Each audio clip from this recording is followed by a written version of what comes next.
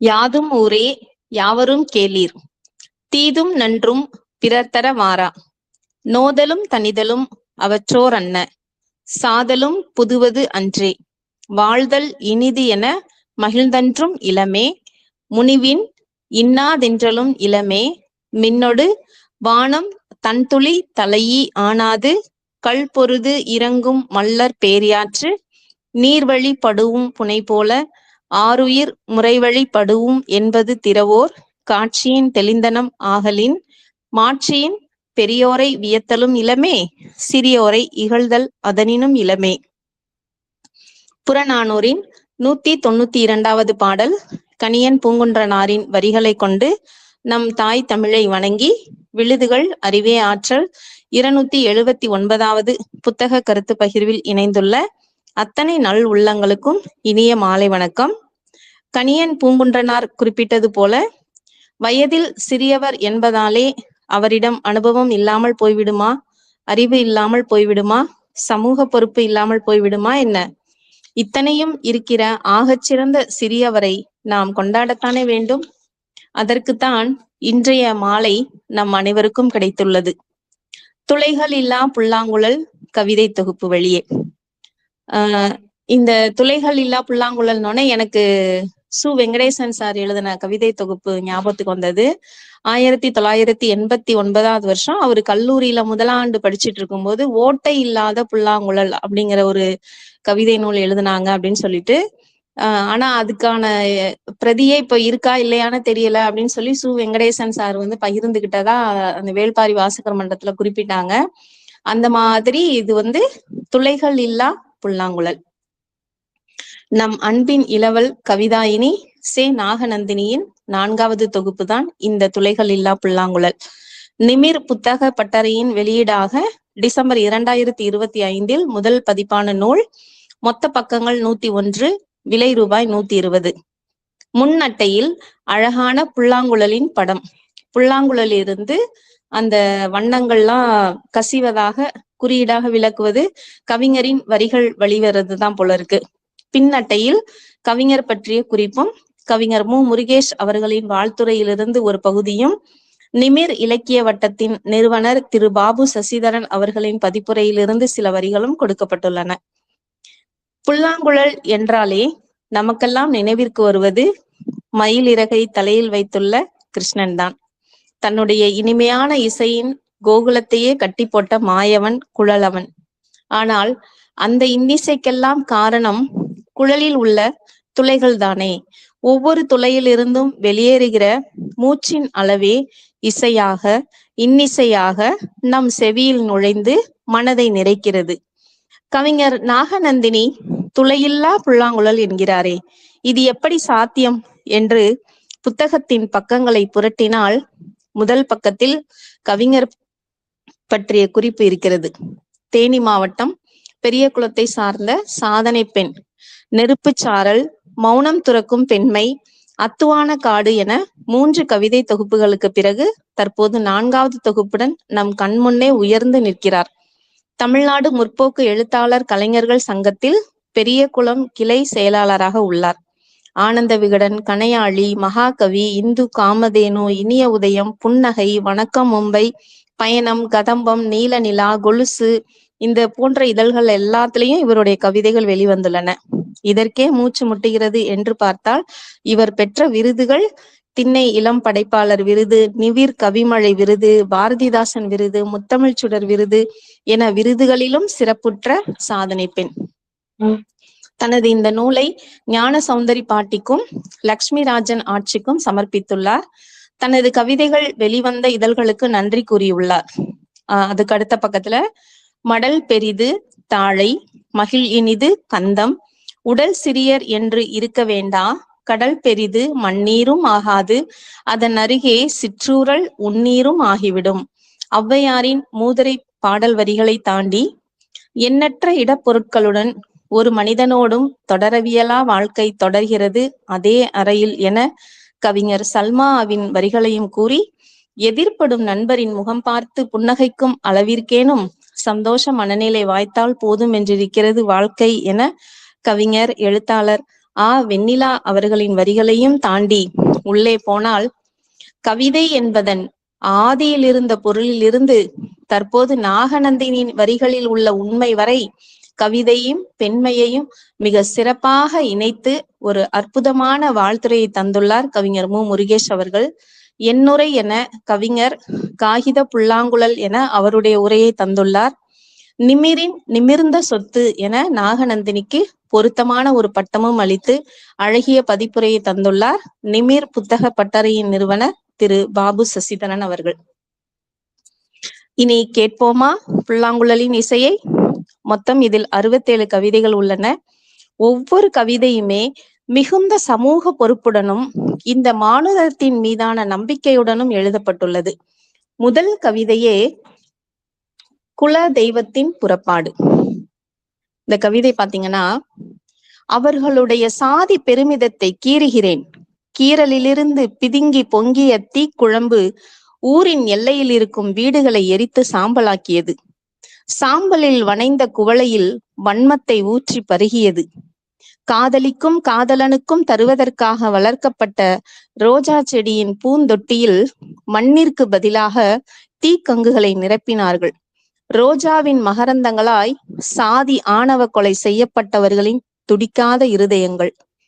தீண்டாமை அனுபவித்து அழும் கண்களை அவர்களுடைய குல தெய்வத்திற்கு காட்டப்படும் ஆராதனை தட்டில் கற்பூரமாக்கி எரித்தார்கள். உங்களுக்கு தெய்வமாய் இருப்பது எனக்கு வெட்கக்கேடு என கூறி கோயிலிலிருந்து வெளியேறிய குல தெய்வம் துப்புரவு தொழிலாளியாக வேலை செய்ய விளக்குமாறை தேடி புறப்பட்டது பறை இசை கேட்டவாறு. முதல் கவிதையே அப்படி அவ்வளோ சிறப்பா எழுதியிருக்காங்கன்னே சொல்லலாம். இந்த கௌரவ கொலையில் என்ன கௌரவம்? ஆணவ கொலை, ஆதிக்க கொலை, படுகொலை என இன்னும் எத்தனை பெயர்களில் சொன்னாலும் கொலைதானே. இளவரசன், சங்கர், கவின் என ஆதிக்கத்திற்கு பலியானவர்களின் எண்ணிக்கை கண்ணீர்தான் வரும். ஆதிக்க சாதியினருக்கான குலதெய்வம் போங்கடா நீங்களும் உங்க சாதியும் என்று புறப்படுகிறது. எந்த மனிதர்களை ஒதுக்கினார்களோ அந்த இடத்திற்கே. இந்த கவிதை ஃபர்ஸ்ட் கவிதை படிக்கும் போதே அப்பா என்ன வார்த்தைகள், என்ன தீர்க்கம் அப்படின்னு சொல்லிட்டு கண்டிப்பா அடுத்தடுத்த கவிதைகள் எப்படி இருக்கும் அப்படிங்கிற அந்த ஆர்வத்தை தூண்டிடுச்சுன்னே சொல்லலாம். அந்த அக்கறை, சமூக பொறுப்பு, அந்த ஆணவ கொலை எதிர்த்து முதல் கவிதையே எழுதணும் அப்படின்னு அந்த கவிஞரோட மனப்பாங்கு எல்லாமே ரொம்ப ஒரு சிறப்பான ஒரு விஷயமா இருந்துச்சுன்னே சொல்லலாம். அப்படியாக அந்த முதல் கவிதையிலேயே முத்திரை பதித்த கவிஞருக்கு வாழ்த்துக்களோட அடுத்ததாக 2வது கவிதை பொய் வீரம். வீரம் என்பதற்கு இதுவரை சொன்ன அத்தனை இலக்கணங்களையும் உடைத்து போடுகிறது அவரின் வரிகள். 3வது கவிதை சிறு நகையின் இசை. அந்த தலைப்பே ரொம்ப நல்லா இருந்தது இல்லையா? 3வது கவிதை தலைப்பு சிறு நகையின் இசை.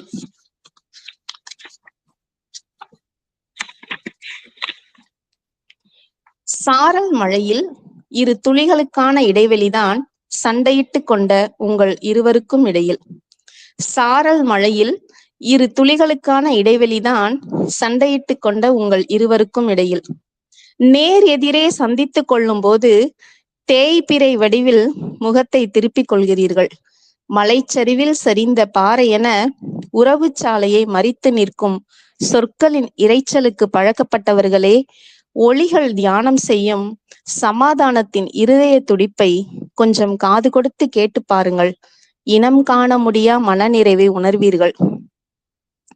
மலைச்சரிவில் சரிந்த பாறை என உறவு சாலையை மறித்து நிற்கும் சொற்களின் இரைச்சலுக்கு பழக்கப்பட்டவர்களே, ஒளிகள் தியானம் செய்யும் சமாதானத்தின் இருதய துடிப்பை கொஞ்சம் காது கொடுத்து கேட்டு பாருங்கள். இனம் காண முடியா மன நிறைவை உணர்வீர்கள். பகை மறந்து எதிரியிடம் காட்டப்படும் சிறு நகையின் சத்தத்தை காட்டிலும் சிறந்த இசை வேறு என்ன இருக்க முடியும்? பகை மறந்து எதிரியிடம் காட்டப்படும் சிறு நகையின் சத்தத்தை காட்டிலும் சிறந்த இசை வேறு என்ன இருக்க முடியும்? அப்பா, என்ன மாதிரி ஒரு வரிகள் இல்ல? அவ்வளவுதான். நேருக்கு நேர் பார்த்து பேசும்போது வன்மம் சற்று குறைவாகத்தானே இருக்கும். என்னதான் எதிரி எதிர் என்று சொல்லிக் கொண்டாலும் தன் வாசல் தேடி வந்தவரை கட்டியணைத்து வரவேற்று மகிழ்வதுதானே நம் தமிழ் மண்ணின் என்றென்றும் நிறைத்திருக்கும் உபசரிப்பும் விருந்தோம்பலும். வார்த்தைகளில் சமர் செய்தாலும் வாசல் வந்தால் அது போலியாக கூட இருந்தாலும் பார்க்க நல்லா இருக்கிறதே, அதனால் சரி சிரிங்க, வாய்விட்டு சிரிங்க என்றாலும் வாய்விட்டு சிரிக்க மனசு இல்லைன்னா கூட அட்லீஸ்ட் சிறு நகையாவது செய்யுங்க, மனதிற்கு ரொம்ப நல்லது என்கிறார் கவிஞர். கவிஞர் முன்மொழிகின்ற கவிதை கருத்தை நானும் வழிமொழிகின்றேன். அடுத்து 7வது கவிதை சாமானிய வாழ்வு. அந்த சாமானிய வாழ்வு அப்படின்னு அந்த தலைப்பு சொல்லும் போதே நமக்கு தெரிஞ்சிரும் ஒரு எளிமையான வாழ்க்கைய அவங்க சொல்ல போறாங்கன்னு சொல்லி. எப்படி சொல்றாங்க அப்படிங்கறதுல தானே அந்த கவிதையோட சிறப்பு இருக்கு. மண் தரையில் சமூக புழு ஊர்ந்த தடத்தில் பயணிக்கிறது வாழ்வு. மண் தரையில் சமூக புழு ஊர்ந்த தடத்தில் பயணிக்கிறது வாழ்வு. புதிதாய் காய்த்த தேங்காய்க்குள் சுதந்திர சுவை கொண்ட நீரில் நீந்தி குதியாட்டம் போட நினைத்தது ஆசை. புதிதாய் காய்த்த தேங்காய்க்குள் சுதந்திர சுவை கொண்ட நீரில் நீந்தி குதியாட்டம் போட நினைத்தது ஆசை. வேறு வழியின்றி கெட்டுப்போன பழத்தின் விதைகளை வண்டின் வாய்க்கொண்டு தின்ன பழகி கொண்டது. வேறு வழியின்றி கெட்டுப்போன பழத்தின் விதைகளை வண்டின் வாய்க்கொண்டு தின்ன பழகி கொண்டது. விலை கூடி விற்றதென்ற வருத்தத்துடன் நறுக்கப்படும் வெங்காயத்தால் வரும் கண் எரிச்சலை எதிர்த்து கேள்வி கேட்காமல் உழைத்து வந்த உடல் வலிக்கு நிவாரணி களிம்பாக தடவி விடுகிறது. விலை கூடி விற்றதென்ற வருத்தத்துடன் நறுக்கப்படும் வெங்காயத்தால் வரும் கண் எரிச்சலை எதிர்த்து கேள்வி கேட்காமல் உழைத்து வந்த உடல் வலிக்கு நிவாரணி களிம்பாக தடவி விடுகிறது. வாழ்வு அடிப்படைகளை நுகர்ந்ததும் சாசனமேதுமின்றி அடிமைப்பட்டு இருப்பதிலேயே திருப்தி கட்டுக்கொள்கிறது. வாழ்வு அடிப்படைகளை நுகர்ந்ததும் சாசனமேதுமின்றி அடிமைப்பட்டு இருப்பதிலேயே திருப்திப்பட்டு கொள்கிறது. காட்டு சாம்ராஜ்யம் மறந்த கோயில் யானையை போல். காட்டு சாம்ராஜ்யம் மறந்த கோயில் யானையை போல். அந்த லாஸ்ட் வரி பாத்தீங்களா, காட்டு வாழ்க்கையை மறந்த கோயில் யானை. அந்த பொதுவா சொல்லுவாங்க இல்லையா, கோயில் யானை வந்து ஒரு ஒரு ஒரு கம்பி, ஒரு சின்ன ஒரு கயிறுக்குள்ளரையே தன்னோட மொத்த வாழ்க்கையும் அடக்கிடுச்சு. அதை விடுவித்துட்டு அதால போக முடியும் எளிதா. ஆனா அது வந்து ஒரு பெரிய தலை, நம்மள வந்து இந்த இந்த கோயிலை விட்டு நம்ம போக முடியாத அளவுக்கு பாகன் நம்ம கட்டி போட்டு வச்சிருக்கிறான் அப்படின்னு சொல்லி அது மனசுக்குள்ள அப்படியே ஒரு எண்ணம் பதிஞ்சிருது இல்லையா. அந்த மாதிரியான ஒரு வாழ்வு தான் அப்படின்னு சொல்லிட்டு அந்த சாமானிய வாழ்வுக்கு சொல்றாங்க. ஒரு வகையில சாமானியனாக இருப்பதே எளிது என்று நான் நினைக்கிறேன். ஏன்னா இந்த பணக்காரங்களை பார்த்தோம்னா நாமும் பணக்காரர்கள் போல நடிக்கணும், நம்ம சொந்தக்காரவங்களை பார்த்தோம்னா ஏழைகள் போல இருக்கணும். இந்த மிடில் கிளாஸ் வாழ்க்கை இருக்கே ரொம்ப கஷ்டம் அப்படின்னு எங்கேயோ படித்த வரிகள் நினைவிற்கு வந்தன. இந்த மிடில் கிளாஸ் வாழ்க்கை இருக்கே அதுதான் ரொம்ப கஷ்டம் அப்படின்னு சொல்லிட்டு இந்த புக்கு ரெஃபர் பண்ணிட்டு இருந்த டைம்ல ஃபேஸ்புக்ல ஒரு பதிவு பார்த்தேன். அதுல வந்து ஒருத்தர் எழுதியிருக்கிறாரு, அந்த பதிவு கண்டிப்பா நமக்குமே பொருந்தக்கூடியது. பட்டு சேலையோ சாதா சேலையோ அப்படியே அள்ளி சொருகி இருந்தா லோயர் கிளாஸ், பட்டு சேலைய பின் வைத்து கொஞ்சம் மடிப்போட கட்டி இருந்தாங்கன்னா மிடில் கிளாஸ், பட்டு சேலைய சிங்கிள் ஃபிளிட் போட்டு அந்த முந்தானைய வலது கையில புடிச்சிருந்தாங்கன்னா அப்பர் மிடில் கிளாஸ், பட்டு சேலைய சிங்கிள் ஃபிளிட் விட்டு அத வந்து அப்படியே கையில எல்லாம் பிடிக்காம அப்படியே விட்டு நடந்தாங்கன்னா அது அப்பர் மிடில் கிளாஸ், பட்டு சேலைய சிங்கிள் ஃபிளிட்டா கட்டி நேரா ஸ்டேஜுக்கு போனாங்கன்னா அவங்க ஹை கிளாஸ், பட்டு சேலைய சிங்கிள் ஃபிளிட்ல கட்டிட்டு அப்படியே நடக்கும்போது முன்னாடி வந்து கொஞ்சம் வழி விடுங்க கொஞ்சம் வழி விடுங்கன்னு யாராவது 2-3 பேர் குரல் கொடுத்தாங்கன்னா அவங்க விஐபி அப்படின்னு சொல்லிட்டு தெரிஞ்சுக்கலாம். எங்க தெரிஞ்சுக்கலாம்னா கல்யாண மண்டபத்துல தெரிஞ்சுக்கலாம் அப்படின்னு சொல்லிட்டு. எப்படி ரொம்ப கரெக்டா எழுதியிருக்காங்க இல்லையா. நம்ம நிறைய கல்யாணங்கள்ல இப்பெல்லாம் கல்யாணங்கிறது எவ்வளவு பெரிய ஆடம்பரமான ஒரு விஷயமா நடக்குதுங்கிறது எல்லாருக்குமே தெரிஞ்சது. இதுல ஒருத்தர் பாருங்க இவ்வளவு நுணுக்கமா கவனிச்சிருக்கிறாரு. ஒரு saree அவங்க எப்படி வியர் பண்றாங்கங்கிறத வச்சு அவங்க எந்த கிளாஸ் பீப்புள் அப்படின்னு சொல்ற அளவுக்கு, அப்படி மதிப்பிடுற அளவுக்கு இன்னைக்கு நம்ம சொசைட்டி ஆயிடுச்சே அப்படிங்கும்போது, அந்த ஃபர்ஸ்ட் வாழ்க்கையே மேலு அப்படிங்கிற மாதிரி இருக்கு இல்லையா? எதை பத்தியும் கவலைப்படாம ஏதோ ஒண்ணு ஒரு புது புடவை கட்டினோமா, போனோமா, நம்ம மொய் செஞ்சோமா, சாப்பிட்டோமா, வந்தோமான்னு இருக்கிறது. அந்த மெயின்டைன் பண்றது இருக்கு இல்லையா? அந்த மெயின்டெனன்ஸுக்கு தான் நம்ம இன்னைக்கு ரொம்ப எல்லாரும் அல்லல் பட்டுட்டு இருக்கிறது. அந்த வசதியா இருக்கிற மாதிரி மெயின்டைன் பண்றதுக்கு தான் அப்படின்னு சொல்லி, அந்த மாதிரி இருக்கிறதுல இந்த மாதிரி ஒரு சாமானிய வாழ்க்கை வாழ்றது மேலுன்னு எனக்கு தோணுது. அதே மாதிரி அடுத்ததாக 10வது கவிதை மறந்து போன வாசகத்தின் சடலம். அந்த கவிதையோட தலைப்பு மறந்து போன வாசகத்தின் சடலம். பட்டு போன சமூக மரத்தின் கடைசி இலையென தொங்கும் சமநிலையை பிடுங்கி மிதிக்கிறது ஏதோ ஒரு துர்சக்தி. பட்டு போன சமூக மரத்தின் கடைசி இலையென தொங்கும் சமநிலையை பிடுங்கி மிதிக்கிறது ஏதோ ஒரு துர்சக்தி. பட்டினியால் இரைப்பையில் முளைத்த புண்கள் கூர் முனையாய் சமைந்த கத்தியால் சமநிலையின் கூந்தலை அறுக்கிறது. ஏழைக்கும் பணக்காரனுக்குமான இடைவெளி வல்லுறவு செய்யப்பட்ட பெண்ணின் அழுகையை சமநிலையின் ஆடையில் கிழிசல்களாய் பதிக்கிறது. ஆணுக்கும் பெண்ணுக்குமான பாரபட்சம் அதிகாரத்திற்கான பலிபீடத்தை சமநிலையின் கையில் திருவோடாய் கொடுக்கிறது. ஆண்டைக்கும் அடிமைக்குமான தூரம். சர்வ சக்தியும் சமநிலையை பிச்சைக்காரி போல் நிற்க வைக்கிறது. அவ்வழியாக வந்த ஒருவன் சிறு வயதில் படித்து மறந்து போன பிறப்புக்கும் எல்லா உயிர்க்கும் என்ற வாசகத்தின் சடலத்தை சமநிலைக்கு பிச்சையாய் போட்டுவிட்டு செல்கிறான். சிறு வயதில் படித்து மறந்து போன பிறப்புக்கும் எல்லா உயிர்க்கும் என்ற வாசகத்தின் சடலத்தை சமநிலைக்கு பிச்சையாய் போட்டுவிட்டு செல்கிறான். இந்த பிறப்புக்கும் எல்லா உயிருக்கும் அப்படிங்கிற திருக்குறள் எத்தனை ஆழமான அறிவான உள்ளடக்கம் உடையது. ஆனா அந்த ஒரு வாக்கியத்தை மட்டும் வச்சுக்கிட்டு, அந்த முழு திருக்குறள் கூட கிடையாது, அந்த முழுமையான திருக்குறள் சொல்லாம பிறப்புக்கும் எல்லா உயிருக்கும் அப்படிங்கிற ஒரே ஒரு வாக்கியத்தை மட்டும் வச்சுக்கிட்டு சமீபத்தில் நடந்த கூத்துகள் அனைத்தும் தங்கள் அனைவருக்கும் தெரியும். அதனால்தான் கவிஞர் அதை சடலமாக்கி பிச்சை போட வைத்து விட்டார் போல. ஒருவேளை திருவள்ளுவர் இருந்திருந்தாலும் இதைத்தான் செய்திருப்பார் என்றே நினைக்க தோன்றுகிறது. தகுதியற்றவர்களின் கையில் இருந்தால் தங்கமும் தகரம்தான் என்பது எத்தனை நிதர்சனம். அடுத்ததாக 17வது கவிதை திரை.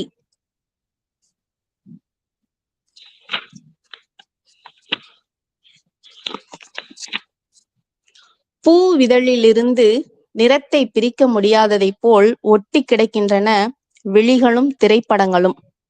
ரசனையை மேய்ந்து அசைப்போடும் பசுவிலிருந்து சுரந்த பாலால் நடிகனின் 100 அடி உயர தட்டிக்கு திருமுழுக்கு. கோயிலிலிருந்து கடவுள்களை விரட்டிவிட்டு கர்ப்ப கிரகத்தில் நடிகனை அமர வைக்க ரசிகனின் பணம் எரியும் கற்பூரம். குருட்டு வௌவால்களின் ரெக்கையில் எழுதப்பட்ட கதையில் மடத்தனம் நாயகனாக நடிக்கும் திரைப்படத்தின் படப்பிடிப்பு தொடக்கம். ஆதர்ஷ நடிகன் காட்சியில் தோன்றியதும் எகிரும் விசிலுக்காக மடங்கும் நாக்கில் அச்சடிக்கப்பட்ட பணம் நடிகனின் பைக்குள். நடிப்பு உண்மையென நம்பப்படும் போது திரையரங்க திரையின் நூலிழைகளாய் ஏமாற்றங்கள். நடிப்பு உண்மையென நம்பப்படும் போது திரையரங்க திரையின் நூல் இழைகளாய் ஏமாற்றங்கள். சமீபத்திய நிகழ்வுக்கு ஏற்கனவே சொன்ன 10வது கவிதை மாதிரி இந்த 17வது கவிதையும் அதனை ஒட்டியே வருதுன்னே சொல்லலாம்.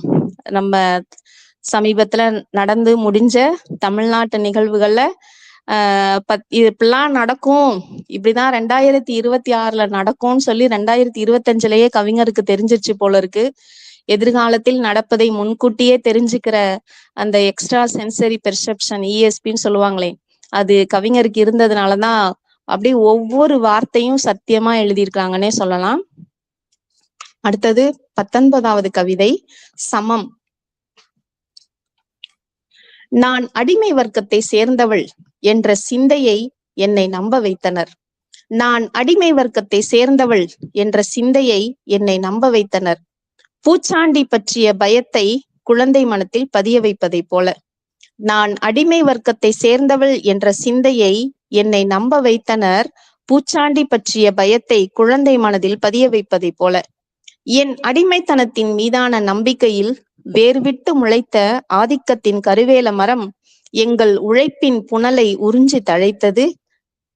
என் அடிமைத்தனத்தின் மீதான நம்பிக்கையில் வேர்விட்டு முளைத்த ஆதிக்கத்தின் கருவேல மரம் எங்கள் உழைப்பின் புனலை உறிஞ்சி தழைத்தது.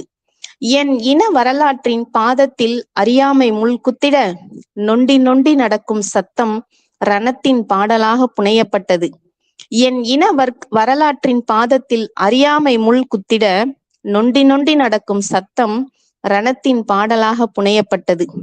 அடிமைத்தலை விதானத்தை தாங்கி நிற்கும் மூட நம்பிக்கை தூண்களை விழிப்புணர்வு கடப்பாறையால் இடித்திட நான் நிமிர்ந்து நடக்கும் பொழுது, அடிமைத்தன விதானத்தை தாங்கி நிற்கும் மூட நம்பிக்கை தூண்களை விழிப்புணர்வு கடப்பாறையால் இடித்திட நான் நிமிர்ந்து நடக்கும் பொழுது, என்னை கொல்ல அறிவாளோடு ஒரு கூட்டம் வரும்.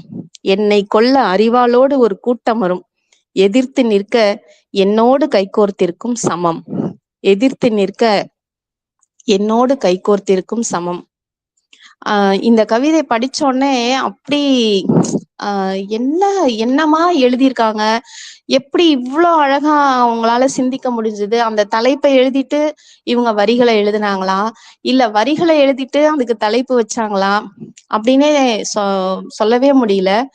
ஒவ்வொரு வார்த்தையும் பாருங்களேன் எவ்வளவு கூர்மையா எப்படி எழுதியிருக்காங்க பாருங்க. பூச்சாண்டி பற்றிய பயத்தை குழந்தை மனதில் பதிய வைப்பது போல, நீ அடிமை நீ அடிமை நீ அடிமைன்னு என்னை சொல்லி சொல்லி நம்ப வச்சாங்க.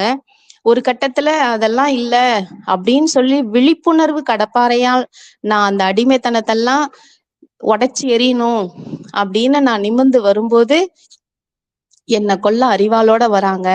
அந்த நேரத்துல என் கூட கை கொடுத்து நிக்க போறது யாருன்னா சமம், எல்லாரும் சமம் அப்படின்னு நினைக்கிறேன். அந்த உணர்வு தான் அப்படின்னு சொல்றாங்க இல்லையா.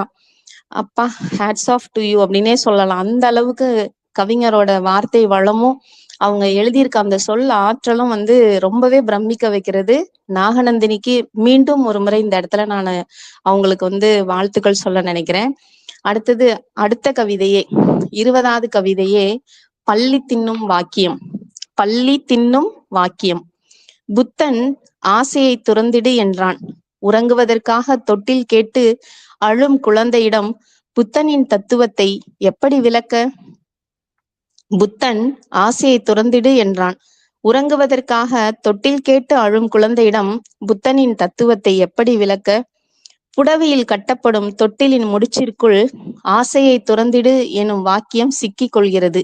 சின்னஞ்சிறு மீனின் வயிற்றுக்குள் பெரும் நாவாய் சிக்கிக் கொண்டதை போல.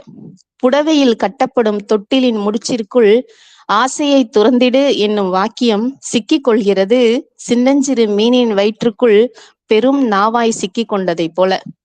மகள் படிக்கும் வினா விடைகள் காயங்களாய் காய்த்த உள்ளங்கையால் கூலி வாங்கும் பெற்றோருக்கு ஓய்வு தர ஆசைப்படும் மாணவியின் புத்தகத்தில் கசங்கல்களாய் இருக்கிறது ஆசையை துறந்திடு எனும் வாக்கியம்.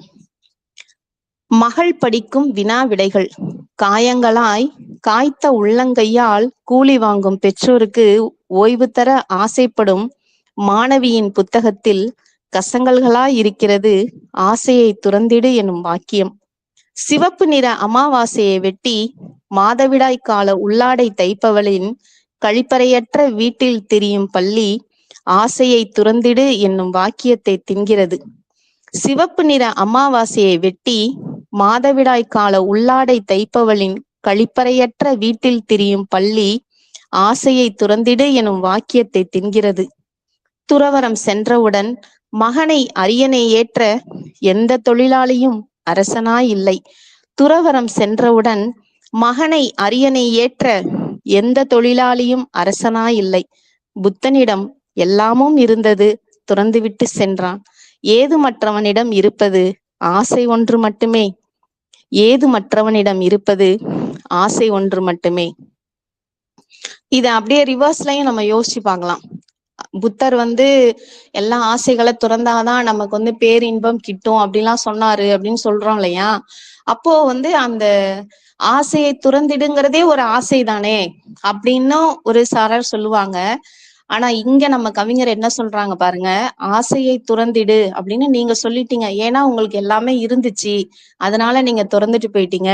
எங்கள்கிட்ட எதுவுமே இல்லையே, எங்கள்கிட்ட இருக்கிறது இப்படி ஆகணும் அப்படி ஆகணுங்கிற ஆசை மட்டும் தானே இருக்கு, அதையும் நீங்க துறக்க சொல்றீங்களே அப்படின்னு சொல்லி அவங்க கேட்கும்போது என்ன சொல்றது, வாவ் அப்படிங்கிறத தாண்டி வேற என்ன சொல்ல முடியும் கவிஞருக்கு.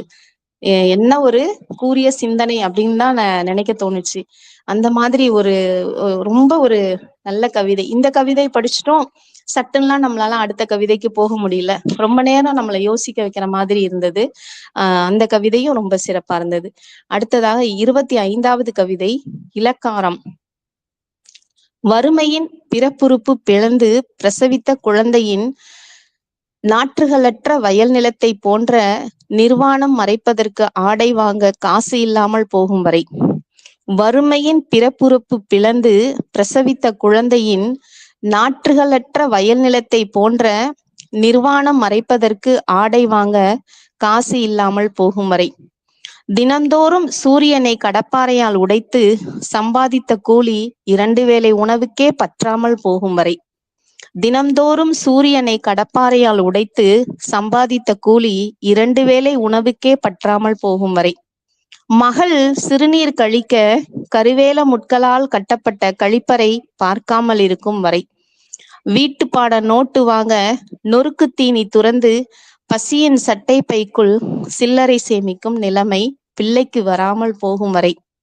மெத்தையின்றி மலர்களின்றி யாரேனும் பார்த்து விடுவார்களோ என்ற அச்சத்தின் தார் ஊற்றப்பட்ட சாலையோர நடைபாதையில் முதலிரவு நடக்காமல் போகும் வரை. மெத்தையின்றி மலர்களின்றி யாரேனும் பார்த்து விடுவார்களோ என்ற அச்சத்தின் தார் ஊற்றப்பட்ட சாலையோர நடைபாதையில் முதலிரவு நடக்காமல் போகும் வரை இலவசங்கள் உங்களுக்கு இலக்காரமாகத்தான் இருக்கும். என்ன அடி பாத்தீங்களா? அந்த கொஞ்ச நாளுக்கு முன்னாடி எல்லாம் அந்த சில பெண்கள்லாம் போட்ட கூப்பாடெல்லாம் இருக்குதே, ஓசி பஸ் வேணுமா, ஓசி பஸ் வேணுமா, ஓசி பஸ்ஸா நம்ம கேட்டோம், நம்மளா கேட்டோம், 1000 ரூபாய் கேட்டோம், நம்மளா கேட்டோம், அதை கேட்டோம், இவங்களா கொடுத்துட்டு நாங்க கொடுத்துட்டோம்னு சொல்றாங்க. இதெல்லாம் எதுவுமே வேண்டாம், நாம படிப்போம், நாம சம்பாதிப்போம் அப்படின்லாம் சில பொம்பளை பிள்ளைங்க வந்து மேடையில நின்னு கூச்சல் போட்டப்பெல்லாம் உண்மையிலே ரொம்ப வேதனையா இருந்தது. இன்னைக்கு நான் நினைச்சு பார்த்துட்டு இருந்தோம். எங்க வீட்டு பக்கத்துல அதான் இன்னைக்கு நீயா நானா ஷோல வந்து அந்த தாய்க்கிழவி, ஆளுமையான தாய்க்கிழமை அவங்கள்ட்ட வளர்ற பேத்திங்க அப்படிங்கறதான் தலைப்பாவே இருந்தது. அதுல பாத்தீங்கன்னா ஒரு ஒரு கொள்ளு பாட்டி, அவங்க வந்து பாட்டி கூட இல்ல, கொள்ளு பாட்டி அவங்க பேத்திய வளர்த்துட்டு இருக்காங்க. அவ்வளோ வயசானவங்க. இன்னைக்கும் நான் வீட்டு வேலை செய்யறேன் அப்படின்னு அவங்க சொல்லும் போது நிஜமாவே அந்த இடத்துல அப்படி கண்ணீர் வந்துச்சு. அப்ப அந்த பேத்தி சொல்றா, நான் எங்க அம்மா அப்பெல்லாம் பார்த்தது இல்ல, எங்க தாத்தா பாட்டி எல்லாம் எனக்கு தெரியாது, எனக்கு தெரிஞ்சதெல்லாம் எங்க கொள்ளு பாட்டி தான். நான் வந்து நல்லா படிக்கணும், நல்லா படிச்சுட்டு நல்ல வேலைக்கு போயிட்டு எங்க பாட்டிய நான் உட்கார வச்சு பாத்துக்கணும் அப்படின்னு அந்த பொண்ணு சொல்லும் போது உண்மையாவே ரொம்ப ஆச்சரியமா, ரொம்ப நெகிழ்வா, இதுதான் நம்ம ஊரு, இதுதான் நம்ம பண்பாடு, இந்த வெட்டித்தனமா கூச்சல் போடுறதெல்லாம் இல்ல, அதுங்கெல்லாம் தான் போலி அப்படின்னு ஒரு நிமிஷம் நினைக்க வச்சது. அப்போ எங்க வீட்டு பக்கத்துல இருக்கிற ஒரு சம்பவத்தை நினைச்சேன். ஒரு பாட்டி வந்து காலையில எங்க கூட பஸ்ல வருவாங்க, டவுன் பஸ்ல தான் வருவாங்க. கரெக்டா அந்த மெய்யூர் கூட்ரோட்ல, அந்த மெய்யூர் அப்படிங்கிற அந்த ஊர்ல இறங்கி பக்கத்துல நடந்து போவாங்க. நானும் இந்த பாட்டி எதுக்காக டெய்லி இந்த பஸ்ல வராங்க, ஏன் வராங்க, அந்த கரெக்டா அந்த ஸ்டாப்பிங்ல இறங்குறாங்களே அப்படின்னு சொல்லிட்டு ஃபர்ஸ்ட்ல நான் பெருசா அவங்கள கவனிச்சது இல்ல. அதுக்கப்புறமா எனக்கு அது கியூரியஸ் ஆயிடுச்சு, ஏன் இந்த பாட்டி டெய்லியும் வராங்க, ஒரு நாள் கூட விடாம வராங்களே அப்படின்னு சொல்லிட்டு. அதுக்கப்புறமா தான் நான் கவனிச்சேன், அந்த மெய்யூர் கூட்ரோட்ல அவங்க இறங்கி கொஞ்ச தூரம் நடந்து பக்கத்துல இருக்க ஒரு ஹோட்டலுக்கு போறாங்க. இங்க ஆரணியில எல்லாம் இல்லாத ஹோட்டலா இங்க இருக்குன்னு இவங்க இங்க வராங்க அப்படின்னு நினைச்சேன். அப்புறமா அடுத்த நாள் அந்த பாட்டி பக்கத்துல உட்கார ஒரு சூழல் வாய்க்கும் போது, ஏன் பாட்டி நீங்க டெய்லி வரீங்க என்ன அப்படின்னு சொல்லி கேட்கும் போதுதான் அவங்க சொல்றாங்க, நான் அந்த ஹோட்டல்ல வேலை பார்க்குறேம்மா அப்படின்னு சொல்லிட்டு. அப்போ எனக்கு உண்மையாவே அந்த அந்த நேரம் வந்து என்ன சொல்றதுன்னே தெரியல. அந்த கையும் காலும் நல்லா இருக்க வரைக்கும் நம்ம உழைச்சிட்டே இருந்தாதான் நமக்கு மரியாதை அப்படின்லாம் அவங்க சொல்றாங்க இல்லையா? அப்போ அந்த பாட்டிக்கெல்லாம் அந்த பேருந்து வந்து இலவசமா இருக்கிறது எவ்வளோ ஒரு ஒரு பெனிஃபிட்டா இருந்திருக்கும்னு யோசிச்சு பாருங்களேன். அவங்க ஆரணியில இருந்து அந்த மெய்யூர்குட் ரோடு வரைக்கும் வந்துட்டு, அவங்க அந்த வேலை பார்த்துட்டு திருப்பி அடுத்து சாயங்காலம் அந்த டவுன் பஸ்ல தான் போவாங்கன்னு. என்ன சாயங்கால நேரத்துல நான் அவங்கள பார்த்ததில்ல. ஏன்னா நமக்கு ஸ்கூல் டைம் மாறி மாறி வரும். ஸ்பெஷல் கிளாஸ்லாம் இருக்குங்கிறதுனால. ஆனா காலையில தினந்தோறும் நான் அவங்கள பார்ப்பேன். ஷார்ப்பா அந்த 8 மணி டவுன் பஸ்ல நானும் ஏறுவேன். இல்லைன்னா எனக்கு முன்னாடியே அவங்க பஸ் ஸ்டாண்ட்ல நின்னுட்டு இருப்பாங்க. பஸ்ஸு வெளில நான் போகும்போது ஏறி உட்கார்ந்துருப்பாங்க. இல்லைன்னா பஸ்ல வந்து ஏறுவாங்க அவங்க. அப்போ இந்த மாதிரி பெண்களுக்கெல்லாம் இப்படி ஒரு நல்ல விஷயங்கள் நடக்கிற போது, சில பேர் மட்டும் போலித்தனமா வந்து கூச்சல் போட்டுக்கிட்டு, இது வேணுமா? அது வேணுமா? அப்படின்னு சொல்றது வந்து கரெக்ட் தான் அப்படின்னு சாட்டை அடியா அவங்க அடிச்சிருக்காங்கன்னே சொல்லலாம். இந்த கவிதையும் அந்த மாதிரி ஒரு ஒரு சிறப்பான தற்கால சூழலுக்கும் பொருந்தி போற அந்த சக மனிதனின் மீதான அந்த அன்பும் கருணையும் தான் அப்படிங்கிறத அவங்க சொல்ற ஒரு சிறப்பான அந்த கவிதை வந்து இந்த இலக்காரம் கவிதை. இதுவும் ரொம்ப நல்லா இருந்தது. அடுத்த இந்த 23வது கவிதை தரிசனம், 30வது கவிதை வரைபடத்தின் எல்லை கோடுகள். இது எல்லாமே இந்த கவிதைகள் எல்லாமே என்ன சொல்லுது அப்படின்னா, அந்த சக மனிதத்தின் மீதான அன்புதான் நித்தியமானது. அன்பு அவங்களுக்கு அவங்க வந்து கருணை முக்கியம். அந்த கருணை எங்க இருந்து வரும்னா, அவங்கள நம்ம அன்பா பாக்குறதுல, அன்பா நினைக்கிறதுல இருந்துதான் வரும் அப்படின்னு அவங்க சொல்றாங்க இல்லையா? அந்த மாதிரி ஒரு அந்த சக மனிதத்தின் மீதான அன்பை நாம விதைச்சுக்கிட்டே இருப்போம். எந்த இடத்துலயும் இலக்காரம் தேவையில்லை, எந்த இடத்துலயும் அவங்கள இழிவா பார்க்க தேவையில்லை அப்படின்னு சொல்றது ரொம்ப ஒரு சிறப்பான ஒரு கவிதைனே இதெல்லாம் சொல்லலாம். அடுத்தது 34வது கவிதை தொடுதிரை கிணறு. தொடுதிரை கிணறு அப்படின்னு சொல்லிட்டு தலைப்பு ரொம்ப வித்தியாசமா இருக்குதுன்னு பார்த்தோன்னா, ஒரு 5-6 வரியில தான் எழுதியிருக்காங்க. ஆனா ஒவ்வொரு வரியுமே இன்னைக்கு இன்னைக்கு என்ன நடந்துகிட்டு இருக்குங்கிறத அவ்வளோ அழுத்தமா சொல்றாங்க. யூடியூப் காணொளிகளும் இன்ஸ்டா ரீல்ஸுகளும் பாம்பாகவும் தவளையாகவும் தொடுதிரை கிணற்றுக்குள் உல்லாசமாய் நீந்தி கொண்டிருக்க மூச்சற்று மூழ்கி கொண்டிருக்கிறது புத்தகம். யூடியூப் காணொளிகளும் இன்ஸ்டா ரீல்ஸுகளும் பாம்பாகவும் தவளையாகவும் தொடுதிரை கிணற்றுக்குள் உல்லாசமாய் நீந்தி கொண்டிருக்க மூச்சற்று மூழ்கி கொண்டிருக்கிறது புத்தகம். அதாவது வாசிப்போட தேவை எந்த காலத்திலையும் குறையவே கூடாத ஒரு விஷயம். நிறைய வாசிப்பாளர்கள், நிறைய எழுத்தாளர்கள், போராளிகள் எல்லாரும் இருந்து வழி நடத்தின ஒரு அற்புதமான ஒரு நிலப்பகுதி தான் நம்ம நிலப்பகுதி. இந்த மாநிலத்துல இப்படிலாம் இருந்த ஒரு இடத்துல இன்னைக்கு என்ன நடந்துட்டு இருக்கு அப்படிங்கிறத வந்து துல்லியமா சொல்றாங்க. நான் வந்து இத ஹார்ஷாவே சொல்றேன்னு கூட நீங்க நினைச்சுக்கலாம். இந்த இப்படிலாம் இருந்த ஒரு இடத்துக்குள்ள யமனாக வந்ததுதான் இந்த இன்ஸ்டாவும் யூடியூபும்னே சொல்லலாம். அறிவியல் வளர்ச்சி, தகவல் தொழில்நுட்பம்ங்கிறதெல்லாம் இருமுனை கத்தின்னு சொல்றது ரொம்ப கரெக்ட். அதையெல்லாம் நம்ம வந்து அந்த இன்ஸ்டாகிராமோ யூடியூபோ வந்த போது நம்ம அதை பெருசா எடுத்திருக்க மாட்டோம். ஆனா அந்த கத்தி ஆழமா இறங்கிய பின்புதான் அந்த வலியும் வேதனையும் புரிகிறது. இந்த ரணம் ஆற இன்னும் எத்தனை ஆண்டுகள் ஆக போகிறதோ, அந்த வலியினை விட இந்த நினைவு இன்னும் இன்னும் இன்னும் நம்மளை கொல்லுதுன்னே சொல்லலாம். இப்படி கூட நடக்குமா, இந்த மாதிரிலாம் நம்ம ஊர்ல இருக்குமா அப்படின்லாம் சொல்லி மத்தவங்க எல்லாம் துக்கம் விசாரிக்கிற மாதிரி ஆயிடுச்சே நம்மளுடைய நிலைமை, நம்ம மாநிலத்தோட நிலைமை அப்படின்னு சொல்லி ரொம்ப வருத்தமா நினைச்சிட்டு இருக்கும் போது ஒரே ஒரு சின்ன ஆறுதல் என்ன அப்படின்னா, இல்ல இன்னும் முற்றிலுமா நம்ம இளைஞர்கள் வந்து போகல. நாகநந்தினி மாதிரி, நம்ம லோகேஷ் மாதிரி இன்னும் நம்பிக்கை விதைக்கிற இளைஞர்கள் நம்ம கிட்ட இருந்துகிட்டு தான் இருக்கிறாங்க. நம்ம அந்த நம்பிக்கையாளர்களை கொண்டு கட்டமைப்போம். அந்த வாசிப்போட மேன்மை, ஆழ்ந்த வாசிப்போட உன்னதம், அந்த வாசிப்பினால் ஏற்படுற நன்மைகளை பற்றி இன்னும் நம்ம அதிகமா பேச வேண்டிய நேரம் இது. நம்மளுடைய ஒட்டுமொத்த சமூகமே இதுக்காக போராடணும். இது ஆசிரியர்கள் வேலை, அவங்க மட்டும்தான் இதை செய்யணும் அப்படிங்கிறது இல்லாம இது நம்ம எல்லாருக்குமான கடமை அப்படின்னு சொல்லி நம்மளால எவ்வளோலாம் முடியுதோ, எங்கெல்லாம் நமக்கு அந்த வாசிப்போட மகத்துவத்தை எடுத்து சொல்ல வாய்ப்பு இருக்குதோ அங்கெல்லாம் நம்ம வாசிப்பை பத்தி சொல்லுவோம். அங்கெல்லாம் நம்ம புத்தகத்தின் மேன்மையை உணர்த்துவோம். அங்கெல்லாம் நம்ம அறிவுதான், கல்விதான் நமக்கு பேராயுதம், அது மட்டும்தான் மாற்றத்தை தரும், அது மட்டும்தான் நமக்கு முன்னேற்றத்தை தரும், அது மட்டும்தான் நம்மளை சிந்திக்க வைக்கும் அப்படிங்கிறத அந்த கருத்தை நம்ம விதைச்சுக்கிட்டே இருப்போம். நம்ம வீட்ல இருந்தே அந்த வேலைய ஆரம்பிப்போம். வாசிப்பை நேசிப்போம், வாசிப்பை பரவலாக்குவோம், வாசிப்பை கொண்டாடுவோம். இன்ஸ்டா ரீல்ஸ், யூடியூப் ஷார்ட்ஸ்ல இருந்து இப்ப இருக்க யங்ஸ்டர்ஸை பிரிக்கிறது கொஞ்சம் கஷ்டம்தான். ஆனாலும் ஊர் கூடி தேர் இழுக்கிற முயற்சியா நம்ம நினைச்சு அனைவரும் ஒன்று சேர்ந்து இழுப்போம் அறிவு தேரை. வாசிப்பு தான் அதனோட ஆரங்கள். நம்ம தமிழ்நாடு எங்கும் செல்லட்டும் அந்த அறிவு தேரோட வேலை அப்படின்னு சொல்றேன். ஏன் இவ்வளோ தூரம் நம்ம இந்த சொல்றோம் அப்படின்னா, அந்த அளவுக்கு ஒரு ஒரு பெரிய ஒரு பாதிப்பே ஏற்படுத்தியிருக்குன்னே சொல்லலாம். அப்போ எங்கேயோ சறுக்கிட்டோம் இல்லையா, நம்ம எங்கேயோ ஒரு இடத்துல லேக் ஆயிடுச்சு இல்லையா. அப்ப அந்த லேகை நம்ம குறைக்கணும் அப்படின்னா அது ஆழ்ந்த வாசிப்பும் அந்த கவிதைகள் எல்லாம் ரசிக்கிற அந்த மனசு இருந்தா மட்டும்தான் அது சாத்தியம். அதை நம்ம கொண்டுட்டு போவோம். அப்படிங்கிறதுனாலதான் இந்த இந்த தளத்திலையும் அதை நான் பதிவு பண்ண விரும்புறேன்.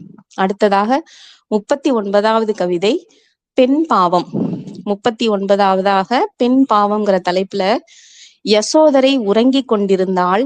அவளது கனவில் இன்பத்தின் ஊரை நோக்கி ஓடும் ஆறு திரும்பிச் சென்று மீண்டும் ஊற்றுக்குள் அடைபட்டு கொண்டது. யசோதரை உறங்கிக் கொண்டிருந்தாள். அவளது கனவில் இன்பத்தின் ஊரை நோக்கி ஓடும் ஆறு திரும்பிச் சென்று மீண்டும் ஊற்றுக்குள் அடைபட்டு கொண்டது. அவள் நிலமெங்கும் தனிமையின் பஞ்சம், பிரியும் முந்தி பரிமாறப்பட்ட காதலனின் கடைசி தழுவலை போல படர்ந்தது. அவள் நிலமெங்கும் தனிமையின் பஞ்சம், பிரியும் முந்தி பரிமாறப்பட்ட காதலனின் கடைசி தழுவலை போல படர்ந்தது. படுக்கை அறையில் அங்குமிங்கும் உலவிக் கொண்டிருந்த சித்தார்த்தன் பெண் பாவம் செய்ய தயாராகி புத்தனாகி கொண்டிருந்தான். படுக்கை அறையில் அங்குமிங்கும் உலவிக் கொண்டிருந்த சித்தார்த்தன் பெண் பாவம் செய்ய தயாராகி புத்தனாகி கொண்டிருந்தான். சித்தார்த்தனுக்கு என்ன, எளிதாக புத்தனாகி விட்டார். யசோதரை தான் பாவம் என யசோதரைக்காக, இந்த யசோதரைக்காக மட்டுமின்றி பெண்களை அபலைகளாக தவிக்க விடுகிற அது புத்தனாகவே இருந்தாலும் பாவம்தான் என்று தன் வார்த்தைகளின் மூலம் ரொம்ப சிறப்பா சொல்றாரு கவிஞர். அடுத்தது 40வது கவிதை கேள்வி. 40வது கவிதை கேள்விங்கிற தலைப்புல, இதுவும் சின்ன ஒரு கவிதை தான். இன்று வீட்டில் வேறு யாரும் உடனில்லை, எனக்கு மட்டும் சமைத்திருக்கிறேன். சமைத்த உணவில் கொஞ்சம் எறும்பு தின்றது. சாப்பாடு நன்றாக இருக்கிறதா என்று எறும்பிடம் எப்படி விசாரிக்க? வழி தெரியாமல் விழித்தோம் நானும் என் தாய்மொழியும். இன்று வீட்டில் வேறு யாரும் உடன் இல்லை, எனக்கு மட்டும் சமைத்திருக்கிறேன். சமைத்த உணவில் கொஞ்சம் எறும்பு தின்றது. சாப்பாடு நன்றாக இருக்கிறதா என்று எறும்பிடம் எப்படி விசாரிக்க? வழி தெரியாமல் விழித்தோம் நானும் என் தாய்மொழியும். அப்ப ரொம்ப கியூட் இல்ல அப்படிங்கிற மாதிரி. அதாவது ஒரு பெரிய விஷயங்கள் நடந்துட்டு இருக்கும்போது ஒரு சின்ன இளைப்பாறுதல் இருக்கும் இல்லையா. ஒரு ஒரு 20 மினிட்ஸ் ஒரு ஒர்க் செய்யறோம், ஒரு 20 செகண்ட் பிரேக் எடுத்துக்கோங்க அப்படின்லாம் இப்ப நிறைய கல்வியாளர்கள், இந்த உளவியல் ஆலோசனை சொல்றவங்க எல்லாம் சொல்றாங்க. 20-20 அப்படின்னு சொல்றாங்க. அதுக்கு பேரு, நீங்க 20 மினிட்ஸ் கண்டினியூஸா ஒர்க் பண்ணனீங்கன்னா ஒரு 20 செகண்ட் பிரேக் எடுத்துக்கோங்க. அது உங்க சேர்ல இருந்து நீங்க எழுந்து நிக்கிறதா இருக்கலாம், இல்ல இப்படி நீங்க அந்த கைகளை இப்படி நீட்டி சோம்பல் முறிக்கிறதா கூட இருக்கலாம், இல்ல கிளாஸ்ல பாடம் நடத்திட்டு இருக்கீங்கன்னா ஜஸ்ட் நீங்க அமைதியா பசங்களை ஏதாவது செய்ய வச்சுட்டு நீங்க ஒரு 20 செகண்ட் உங்களை ஓய்வுபடுத்திக்கோங்க அப்படின்னு சொல்றாங்க இல்லையா. அந்த மாதிரி ஒரு சின்ன ரிலாக்ஸான கவிதையா தான் இந்த கவிதையை நான் பாக்குறேன். ஏன்னா இதுவரைக்கும் நம்ம சொல்லிட்டு வந்தது எல்லாமே ரொம்ப ஒரு அடர்த்தியான, ரொம்ப ஒரு ஆழமான, ரொம்ப சமூக அக்கறை இருக்கக்கூடிய விஷயங்கள். அதுல அப்படியே வந்துட்டு இருக்கும்போது எறும்பு கிட்ட எனக்கு பேச தெரியலையே அப்படின்னு சொல்லி நானும் என் தாய்மொழியும் விழித்தோம் அப்படின்னு சொல்லும்போது ரொம்ப ஒரு ரிலாக்ஸ்டான தருணம் அப்படிங்கிற மாதிரிதான் இருந்துச்சு. இந்த கவிதை படிக்கும்போது எனக்கு டக்குன்னு அந்த அறை எண் 305 கடவுள் அப்படின்னு ஒரு படம், இவரு சந்தானம், கஞ்சா கருப்பெல்லாம் ஹீரோவா நடிச்சிருப்பாங்க. பிரகாஷ் ராஜ் தான் அதுல கடவுளா வருவாரு. சிம்புதேவன் டைரக்ட் பண்ணின படம். அதுல வந்து பாத்தீங்கன்னா அந்த நாயகர்கள், அதாவது கதை நாயகர்களா அவங்க 2 பேரும், சந்தானமும் அவங்க கருப்பும் இருப்பாங்க. அவங்க 2 பேருக்கும் சரியான வேலை கிடைக்காதனால அவங்க வந்து கடவுளை திட்டிகிட்டே இருப்பாங்க. கடவுளே உனக்கு கண்ணு இல்லையா, நாங்க இப்படி கஷ்டப்படுறோமே அப்படிலாம் சொல்லி அவங்க ரொம்ப கோவமா திட்டும்போது கடவுள் வந்து அவங்க கிட்ட வராரு. அது ஒரு ஃபேண்டசியான ஒரு கற்பனையான கதை தான். அது அவரு படமாக்கியிருக்க விதம் ரொம்ப நல்லா இருக்கும். அதுல வந்து பிரகாஷ்ராஜ் வருவாரு, வந்து நான் தான் கடவுள் அப்படிலாம் சொல்லிட்டு, நான் உங்க கூட இருக்கிறேன், உங்களுக்கு என்ன கஷ்டம் என்ன பிரச்சனை நான் பாக்குறேன் அப்படின்லாம் சொல்லுவாரு. சொல்லிட்டு அப்படியே அவங்க அந்த மேன்ஷன்ல அவங்க வாழ்ந்துட்டு இருக்கும்போது ஒரு நாள் திடீர்னு பிரகாஷ்ராஜ் வந்து அப்படியே பதறுவாரு. ஐயோ 400 பேர் இறந்துட்டாங்க அப்படின்னு சொல்லிட்டு. உடனே நான் சந்தானமும் கருப்பும், ஐயோ 400 பேரா, என்னாச்சு, எங்க குண்டு வெடிச்சிருச்சா, இல்ல ஏதாவது சுனாமி வந்துருச்சா, இல்ல ஏதாவது ஃபயர் ஆயிடுச்சா, என்னாச்சு, எப்படி எங்க 400 பேர் செத்தாங்க அப்படிலாம் சொல்லி கேட்டோடனே நான் மனுஷங்க இல்லப்பா, 400 எறும்பு செத்துருச்சு அப்படின்னு சொல்லுவாரு. எறும்பா அப்படின்னு சொல்லிட்டு அப்படியே அவங்க வாய்ஸ் வந்து அவ்வளோ பரபரப்பா கேட்டது அப்படியே லோவாயிடும். அப்போ பிரகாஷ்ராஜ் சொல்லுவாரு, என்ன எறும்பான்னு நீங்க சாதாரணமா கேக்குறீங்க, எறும்பும் ஒரு உயிர் தானே அப்படின்னு சொல்லும்போது, அட போங்க கடவுளே, ஒரு நாளைக்கு நம்ம எவ்வளவு இது பண்ணிட்டு இருக்கோம், எறும்பு செத்ததுக்கெல்லாம் போய் சொல்லிட்டு இருக்கிறீங்க அப்படின்னு சொன்னோடனே, அப்படியா சொல்ற இரு அப்படின்னு சொல்லிட்டு அந்த எறும்பை வந்து அவரு ஜூம் பண்ணி காட்டுற மாதிரி அந்த காட்சி வரும். அது பாத்தீங்கன்னா அப்படியே பெருசா இருக்கும். அதுலயும் அந்த 400 எறும்புங்கிறது வந்து கிட்டத்தட்ட மனுஷங்களை விட பெருசா இருக்கிற மாதிரி அந்த காட்சி வரும்போது அப்படியே இவங்க எல்லாம் பயந்து நடுங்க ஆரம்பிச்சிருவாங்க. ஐயோ வேணாம் வேணாம், போதும் போதும், நீங்க ஜூம் பண்ணது போதும், இறக்குங்க இறக்குங்க அப்படின்னு சொல்லிட்டு உடனே அவரு டவுன் பண்ணிடுவாரு. அதுக்கப்புறம் அந்த எறும்பு வந்து பாத்தீங்கன்னா நம்ம கண்ணுக்கிட்ட நம்ம நார்மலா பாக்குற மாதிரி சின்னதா தெரியும். அப்போ எறும்பும் எவ்வளவு ஒரு முக்கியமான உயிரினம். அது வந்து பொதுவாவே சொல்லுவாங்க இல்லையா, சுறுசுறுப்புக்கு பேர் போனது, உழைச்சுக்கிட்டே இருக்கக்கூடிய ஒரு உயிரினம். அதுக்கும் மனுஷனுக்கும் எவ்வளவு பொருத்தம் அப்படின்னு சொல்றது. அந்த மாதிரி அந்த எறும்பும் அதுவும் ஒரு உயிர் தானே அப்படின்னு சொல்லிட்டு அப்போ இந்த மாதிரி அந்த நடந்த ஏதோ ஒரு ஒரு ஒரு பருக்கையவோ ஒரு துண்டையோ அந்த எறும்பு சாப்பிட்டுருக்கோம். அது ஒண்ணும் முழு சாப்பாடையும் அது சாப்பிட போறது கிடையாது. ஒரு பருக்கை இருந்தாலே அதுக்கு பெரிய விஷயம் அப்படின்னு. அப்ப அந்த ஒரு பருக்கை அது சாப்பிட்டத பார்த்த கவிஞரோடுக்கு இப்படி ஒரு கவிதை வந்தது உண்மையாவே ரொம்ப ஒரு அழகான ஒரு நிகழ்வா தான் நான் பாக்குறேன். அதே மாதிரி இந்த இடத்துல இன்னொரு ஒரு கவிதையும், எறும்புக்காக எழுதின ஒரு கவிதை.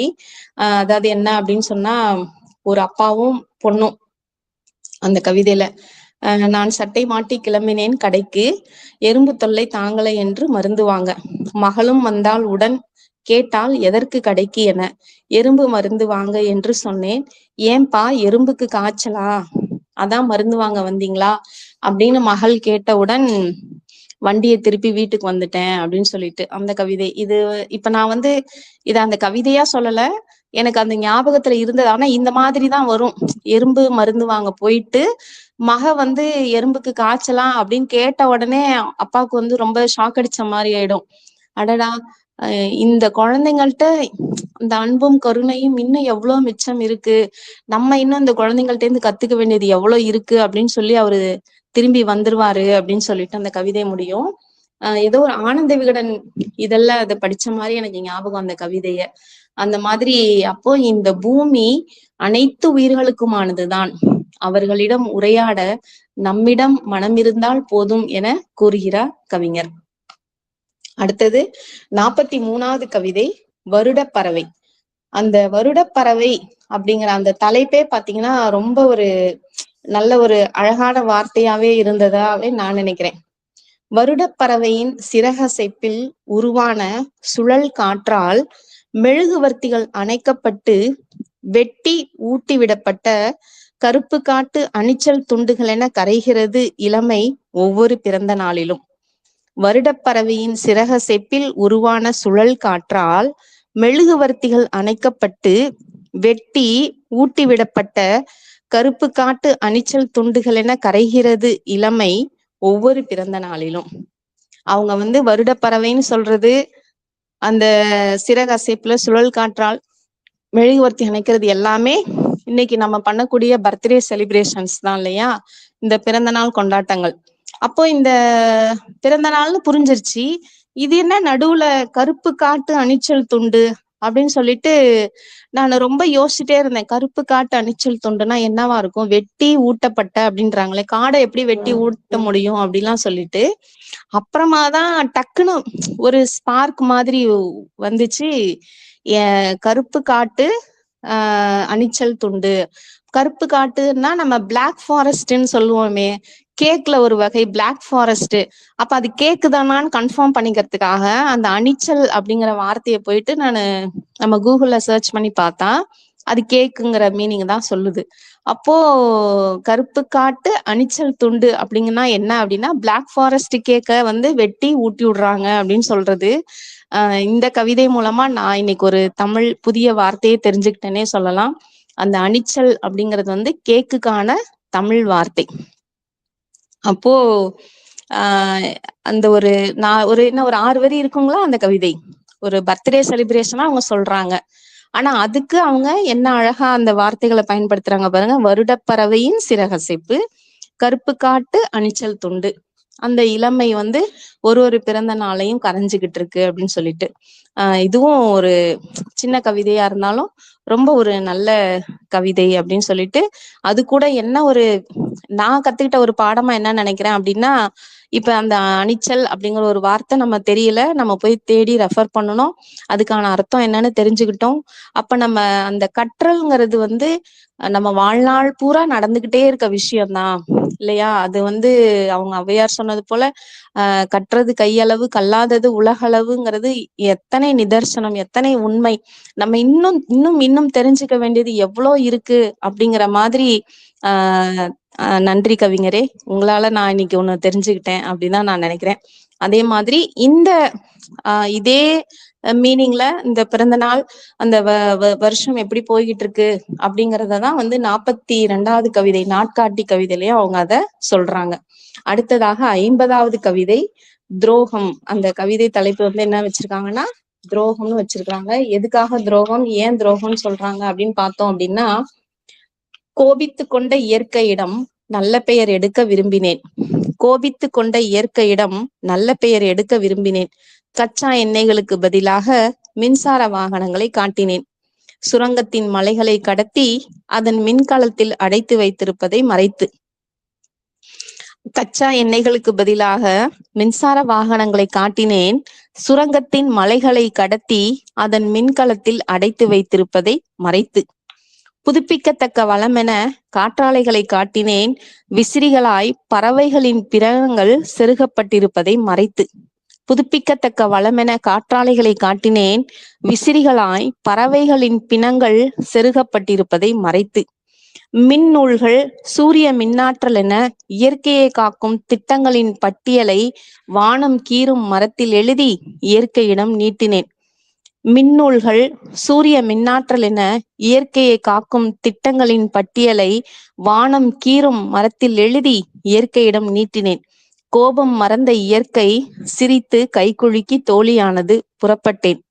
கோபம் மறந்த இயற்கை சிரித்து கைகுலுக்கி தோழியானது புறப்பட்டேன். வீட்டிற்கு செல்லும் வழியில் தேங்கி நிற்கும் நதியில் தெரிந்த என் பிம்பத்திற்கு புரூட்டஸின் முகம் இருந்தது.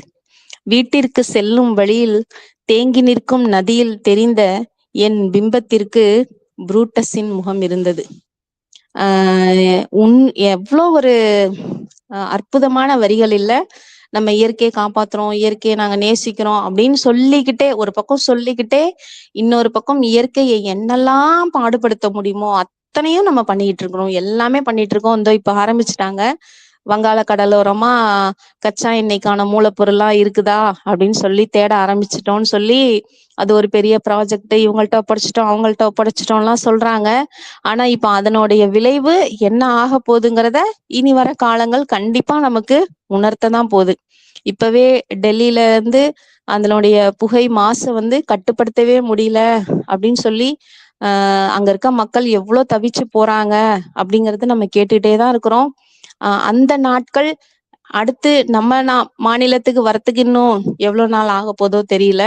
அப்படி இயற்கைய அழிச்சுக்கிட்டே ஆனா இயற்கையை காப்பாத்துறோம்னு நம்ம எவ்வளவு அழகா பேசிக்கிட்டே இருக்கிறோம். அதனாலதான் அவங்க அதுக்கு தலைப்பு துரோகம்னு வச்சிட்டு இருக்காங்க போல இருக்கு. அப்ப இந்த இயற்கைக்கும் சமூகத்திற்கும் நடுவில் நாம எத்தனை போலிகளாக வாழ்ந்து கொண்டிருக்கிறோம் அப்படிங்கிறது நம்ம எல்லாருக்குமே இதுல பங்கு இருக்கு. அவன் தான் இதை செய்யறான், இவங்கதான் இதை செய்யறாங்க, அரசாங்கம் தான் இதை பார்க்கணும் அப்படின்லாம் நம்ம வந்து இன்னைக்கு சொல்லி தப்பிக்கவே முடியாது. நம்ம எல்லாருமே இயற்கைக்கு எதிரான செயல்களை எங்கேயோ 1-2 நம்ம செஞ்சுக்கிட்டே தான் இருக்கிறோம். அப்போ அந்த இயற்கையான வாழ்வியல் முறைகளை பின்னுக்கு தள்ளி மாடர்ன் டெக்னாலஜி, ஹைஃபை அப்படின்லாம் முன்னேறிக்கிட்டு அதனுடைய கழிவுகளையும் கசடுகளையும் கண்டு பதறி அச்சச்சோ என்று ஏதோ கனவு கண்டு விழிப்பதை போல நாங்கெல்லாம் ஆர்கானிக்கு மாறிட்டோம், நீங்க இன்னும் மாறலையா அப்படிலாம் பேசிட்டு உங்க டூத் பேஸ்ட்ல உப்பு இருக்கா, கறித்தூள் இருக்கா அப்படின்னு நம்ம விளம்பரம் பார்த்துட்டு சிரிச்சிட்டு இருக்கிறோம். என்ன செய்ய, பூனை புலிய பார்த்து சூடு போட்டுக்கலாம், புலியாக மாறலான்னு. புலி சூடு போட்டுக்கலாமா பூனையா மாறணும்னு? இன்னைக்கு நம்ம நிலை அப்படிதான் இருக்கு. அனைத்து நாடுகளிலும் இதே நிலைதான் உள்ளது. எல்லா நாடுகளுமே இன்னைக்கு தலைவர்கள் சரியில்லாததுனால எல்லா நாட்டு மக்களுமே எவ்வளோ பிரச்சனைகளை சந்திச்சுக்கிட்டு இருக்கிறாங்கிறத தினம் தினம் தினம் தினம் செய்திகள் வழியா காட்சிகள் வழியா நம்ம கேட்டுட்டும் பார்த்துக்கிட்டும் படிச்சுக்கிட்டும் தான் இருக்கிறோம். என்ன செய்ய போறோம், இயற்கையை காப்பாத்த நம்ம கிட்ட என்ன இருக்கு அப்படிங்கிறத நம்ம தான் யோசிக்கணும். நம்மளால முடிஞ்ச இயற்கைக்கான வழிகள் என்னவோ அதை நம்ம செய்ய தொடங்கினாலே இது இந்த கவிதைக்கும் இந்த கவிஞருக்கும் கிடைச்ச வெற்றியா இருக்கும்னு நினைக்கிறேன். இந்த கருத்தை வலியுறுத்துறது மாதிரிதான் முடிவுகள் எடுக்கும் இடம் அப்படிங்கிற அந்த 21வது கவிதையும் எழுதியிருக்கிறாங்க. அடுத்ததாக 52வது கவிதை கடைத்தெரு. இப்போ உங்கள்கிட்ட வந்து யாராவது உங்களுக்கு மிக்சர்ல எது ரொம்ப பிடிக்கும், கார பூந்தியா இல்ல ஓமப்பொடியா இல்ல அதுல போட்டிருக்க வறுத்த வேர்க்கடலையா, சில பேர் அந்த பூண்டெல்லாம் சொல்லுவாங்க. அப்போ உங்களுக்கு எது பிடிக்கும் அப்படின்னு கேட்டா நீங்க என்ன சொல்லுவீங்க? மேக்சிமம் நம்ம என்ன சொல்லுவோம், இல்ல எல்லாம் சேர்ந்தது தானே, அதனால தானே அதுக்கு பேரு நம்ம மிக்சர்னே சொல்றோம், எல்லாத்தையும் சேர்த்ததுனால தானே. அப்ப எப்படி நம்ம போய் அதை தனித்தனியா இது நல்லா இருக்கா அது நல்லா இருக்கான்னு எப்படி சொல்ல முடியும்?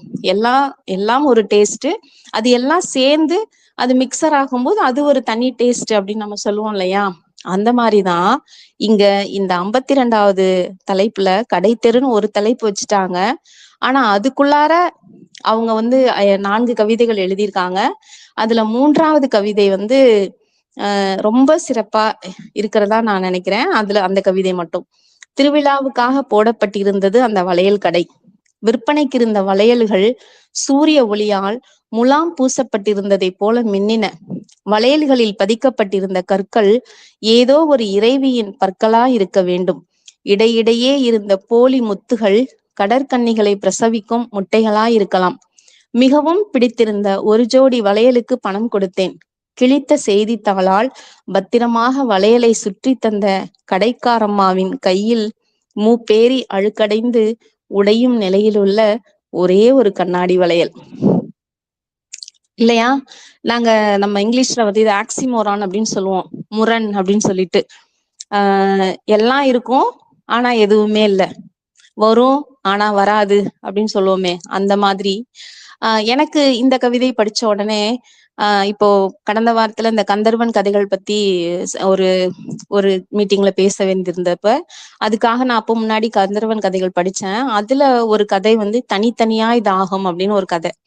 அந்த கதையில பாத்தீங்கன்னா ஒரு இளநீர் வியாபாரி கிராமத்துல இருந்து இளநீர்கள்லாம் வெட்டி எடுத்துட்டு நகரத்துக்கு வருவாரு. அதுவும் குறிப்பா அவருக்கு வந்து அந்த ரெகுலர் கஸ்டமர்ன்ற மாதிரி ஒரு அபார்ட்மெண்ட்ல எல்லாருமே அந்த அவரோட இளநீருக்காக வெயிட் பண்ணுவாங்க, காத்திருந்து வாங்குவாங்க. அவர் வந்தாதான் வேற யாருக்கிட்டையுமே இளநீரே வாங்க மாட்டாங்க, அந்த மாதிரி இருக்கும். அப்படி காத்திருந்து அவர் வந்த உடனே அவரு அந்த வெட்டி சீவிட்டு செம்புல புடிச்சிட்டு போவாங்க, வாட்டர் பாட்டில புடிச்சிட்டு போவாங்க, அங்கே நின்று குடிப்பாங்க. இந்த மாதிரி எல்லாம் இருக்கும். எல்லாரும் அப்படி அவங்க தாகத்துக்காக குடிச்சிட்டு போவாங்க. இப்படி எல்லாருக்கும் வெட்டி எல்லாம் கொடுத்துட்டு எல்லாம் அந்த வாங்கிட்டு எல்லாம் போன பிறகு அவர் வந்து ஆப்போசிட்டுக்கு நடந்து போவாரு. அந்த அவரு தள்ளிட்டு வர அந்த வண்டியை கொஞ்ச நேரம் நிறுத்திட்டு எதிர்த்தாப்புல இருக்கிற ஒரு ரோட்டு பக்கமா போவாரு. ஏன் அங்க போறாரு அப்படின்னு நம்ம அந்த கதையை கூடவே போயிட்டு இருந்தோம்னா, அங்க ஒரு சின்னதா ஒரு டீ கடை இருக்கும். அந்த டீ கடையில அவங்க வந்து டீ கடைக்காக தண்ணி பிடிச்சு வச்சிருப்பாங்க இல்லையா, ஒரு பெரிய பேரல்ல தண்ணி இருக்கும். அந்த தண்ணி வந்து கொஞ்சம் கலங்களா ஒரு மாதிரி மஞ்சள் நிறமா இருக்கிற மாதிரி இருக்கும். அந்த ஏரியாவுல தண்ணி அப்படிதான் இருக்கும் அப்படிங்கிறத அந்த எழுத்தாளர் அந்த இடத்துல சொல்லியிருப்பாரு. இப்போ அந்த தாத்தா, அந்த இளநீர் கொண்டுட்டு வர தாத்தா அங்க போய் அந்த பேரல்ல இருக்கிற தண்ணிய எடுத்து தன்னோட முகத்தை கழுவிட்டு அந்த கலங்களா மஞ்சளா இருக்கிற தண்ணிய எடுத்து மடன்னு குடிப்பாரு, அவருடைய தாகத்தை தீர்த்துக்கிறதுக்காக அப்படின்னு அந்த கதை முடியும். அப்போ நமக்கு இந்த வாழ்க்கை தான் எத்தனை முரணானது அப்படிங்கிறது அப்படியே அந்த கேள்வி நமக்குள்ள வந்து போகுது இல்லையா. அவரு இளநீர் எடுத்துட்டு வராரு, ஆனா அவரு கொண்டுட்டு வர இளநீரை அவரால குடிக்க முடியல. அவரு அந்த தண்ணி கலங்களா மஞ்சளா இருக்கிற தண்ணியை தான் போய் குடிக்கிறாரு அப்படின்னு சொல்லி அந்த கதை முடியும் போது சினிமா பாடெல்லாம் வர மாதிரி, வீடு கட்டுறான் அவனுக்கு வீடு இல்ல, துணி நெய்யறான் அவனுக்கு துணி இல்ல அப்படின்னு சொல்ற மாதிரி அந்த அந்த ஒரு உண்மை இருக்கு இல்லையா. அது வந்து நிச்சயமா நம்மளால கடந்து போகவே முடியாது இல்ல. அந்த மாதிரி ஒரு ஒரு இதுவும் ஒரு ஒரு சிறப்பான கவிதை. அதனாலதான் நான் அந்த ஸ்டார்டிங்லயே சொன்னேன், மிக்சர்ல உங்களுக்கு எது பிடிக்கும், எல்லாமே பிடிக்கும். சில நேரங்கள்ல அந்த வேர்க்கடலை ரொம்ப டேஸ்டா இருக்கிற மாதிரி இருக்கும், சில நேரங்கள்ல அந்த ஓமப்பொடி ரொம்ப டேஸ்டா இருக்க மாதிரி இருக்குங்கிற மாதிரிதான் அந்த கடைத்தெருங்கிறதுல 4 கவிதையில இந்த 3வது கவிதை இந்த கவிதை. அடுத்தது இத்தொகுப்பிற்கு தலைப்பான துளைகள் இல்லா புல்லாங்குழல் 56வது கவிதை. அந்த புல்லாங்குழலின் துளைகள் தோட்டாக்களால் அடைக்கப்பட்டிருந்தன. அப்போது புல்லாங்குழலுக்குள் ஓர் அகதி முகாம் இருந்தது. அங்கே பசியில் அழும் குழந்தைக்கு தாய் ஒருத்தி தன் மக்களை காப்பாற்ற வக்கற்ற வரலாற்றை ஊட்டிவிட்டாள். தொண்டையில் உணவு சிக்கி விக்கும் போது தண்ணீர் தர வழியின்றி பஞ்சத்தை பருக தந்தாள். குண்டு வெடிப்பில் கை கால் இழந்த முதியோர்கள் உறங்குவதைப் போல நடித்து கொண்டிருக்கும் இறைவனை எழுப்ப முயற்சித்துக் கொண்டிருந்தார்கள். செயலிழந்த கன்னி வெடியை கால்பந்தாக வைத்து சிறுவர்கள் விளையாடுகையில் எதிர்பாராத விதமாக யுத்தம் வந்து புல்லாங்குழலை ஊதியது. காற்றெங்கும் கதறலின் ராகம், காற்றெங்கும் கதறலின் ராகம் அப்படின்னு சொல்லிட்டு அதுல இன்னொரு கவிதையும் எழுதியிருக்காங்க. இந்த கவிதை வந்து இன்னுமே ரொம்ப மனசை ரொம்ப டச் பண்ற மாதிரி, மனசுக்கு ரொம்பவே அந்த உருக்கத்தையும் துயரத்தையும் தர மாதிரி இருந்தது. ஏன் சாகுறோம், எதுக்காக சாகுறோம் அப்படின்னு யோசிக்க கூட நேரம் இல்லாம மரிச்சு போகிற அந்த குழந்தைகளோட நிலையை எண்ணி பார்க்கணும் இல்லையா. அது என்னன்னா கலங்காத உள்ளங்களும் கலங்கி போகும் அப்படின்லாம் சொல்லி நம்ம எல்லாரும் சொல்றோம் பேசுறோம், ஆனா நிஜமா இன்னைக்கு அதுதானே நடந்துகிட்டே இருக்குது. கடற்கரை ஓரமா ஒரு ஒரு 5 வயசு குழந்தையோட வெறும் அந்த சடலம் வந்து ஒதுங்கும் போது இந்த உலகமே பதபதச்சிச்சு. ஆனா என்ன, அடுத்தடுத்து போர்கள் நடந்துகிட்டே தான் இருக்கு, செத்துக்கிட்டே தான் இருக்கிறாங்க, கொத்து கொத்தா மனிதம் மரித்து போய்கிட்டே தான் இருக்குது.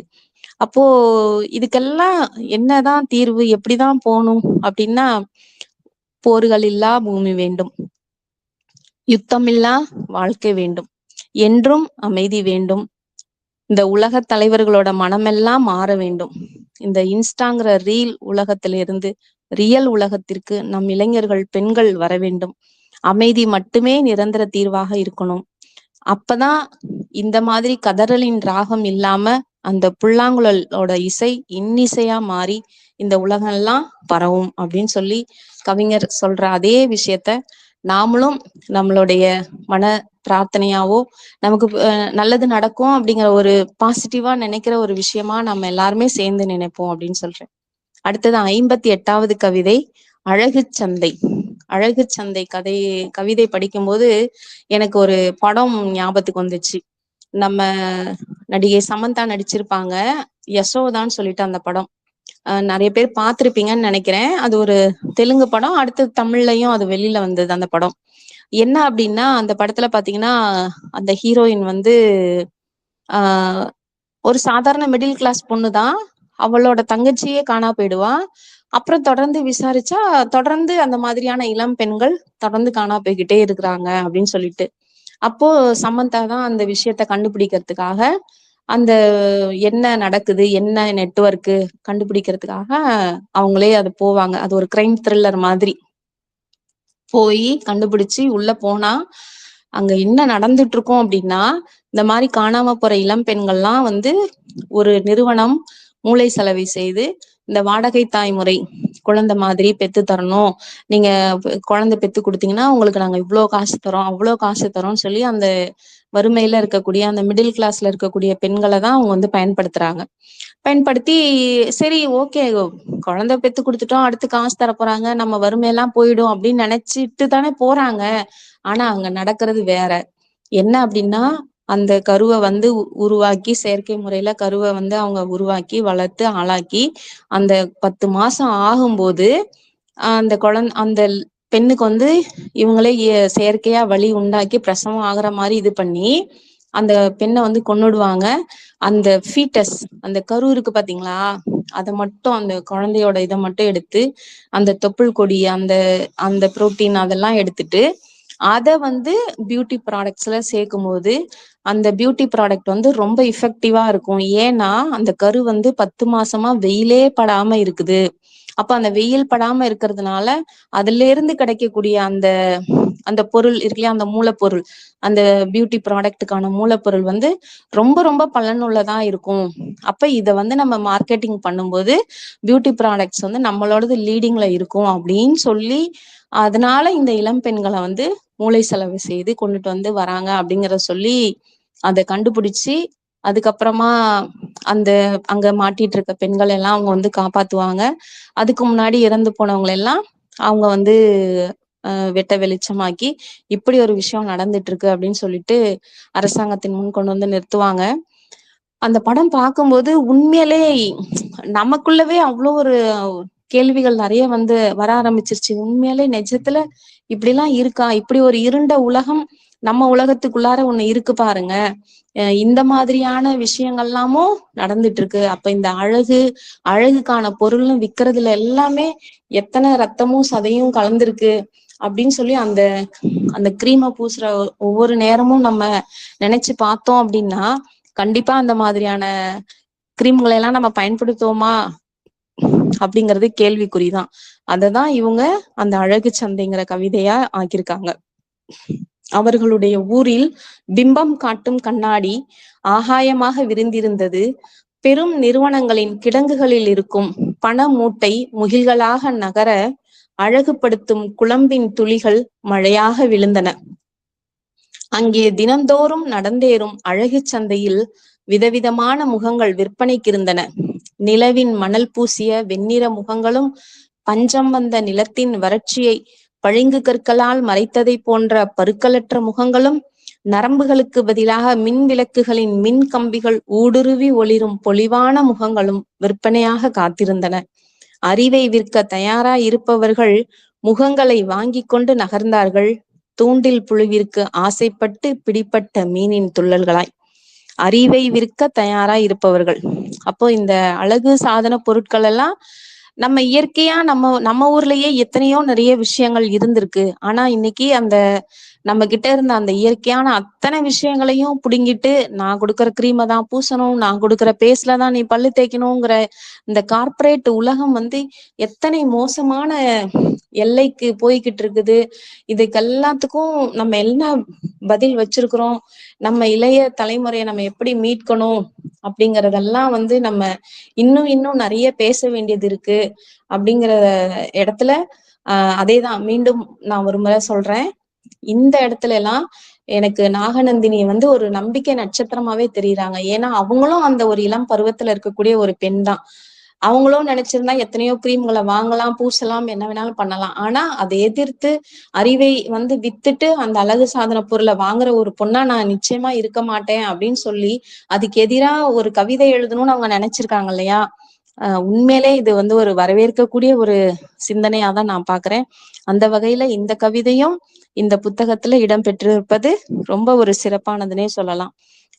இப்படியாக இந்த தொகுப்புல இடம்பெற்றிருக்கிற 67 கவிதைகளுமே ஆகச்சிறப்பான கவிதைகள் தான்.